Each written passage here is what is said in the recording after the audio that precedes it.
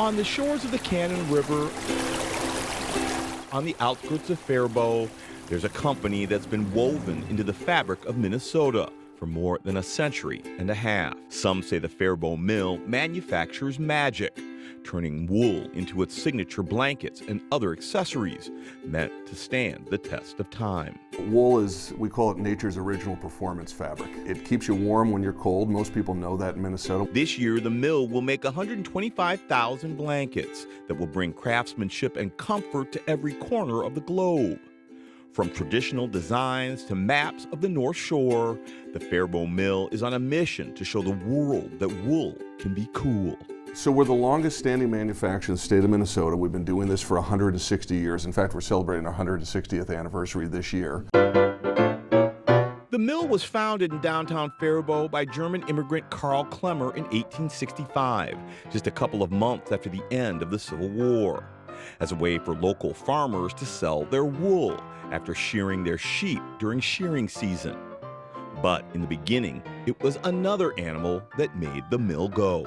We still in our tour room today have a horse collar, and the horse collar was for a horse named Jenny. And Jenny's job at the original mill was to walk around in a circle day after day after day to generate the power needed to run the mill. The company moved to its current location in 1892 and went from horsepower to hydropower, harnessing the nearby river to fuel its operations. One of its longest standing clients is the U.S. military, with the mill making blankets for the Army and Navy during both World Wars, which pointed the company towards its future.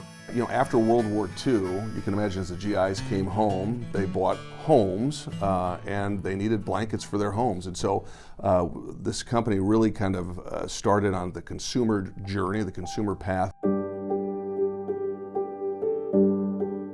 At one point, the company made more than half of all the blankets made in America. But in the 1980s and 90s, the U.S. textile industry largely moved overseas to China. In fact, the mill is one of only 2 left in the country that can take wool from bale to blanket, all in one place. We can do every single step of the 22-step process it takes to make one of our blankets. We can do every single step here in this building in Fairbault, Minnesota.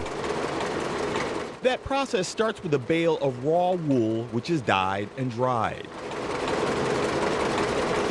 and then run through a couple of machines that comb the fibers and spin them into yarn. That yarn is put on a loom where it is woven into fabric, which is eventually brushed to make it softer. That fabric is then cut into blankets, which are edged and labeled before they are packaged and sent to customers, with the entire process taking anywhere from 8 to 12 weeks. It's a complex process, but it's really interesting, and you can see it from start to finish. The mill closed in 2009 during the Great Recession, but new owners brought it back to life within a couple of years. It now has 85 employees, and for many of them, working there is a family affair. So my grandma worked here for 63 years, and then I believe one of her sisters worked here as well. And my brother works here, my nephew worked here, my son works here, my cousin works here. So there's a lot of us that either work here currently or has worked here. Recently, the mill made headlines when it announced it is permanently cutting the price of some of its iconic blankets by $100 to help fight inflation. It's not the easiest thing to do, but we think it's the right thing to do. But after more than a century and a half as a Minnesota mainstay, employees hope the Fairbault mill continues to spread the warmth.